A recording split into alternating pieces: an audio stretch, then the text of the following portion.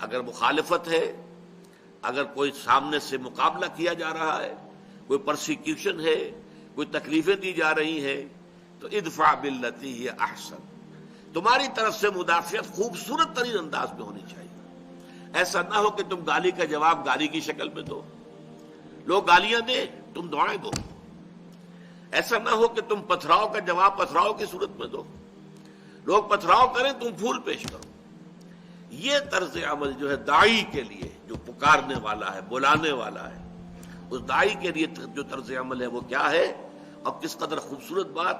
لا تستوی الحسنۃ ولا السیئۃ، کون نہیں جانتا اچھائی اور برائی برابر تو نہیں ہو سکتے۔ کوئی برائی کر رہا ہے تم اچھائی کرو گے،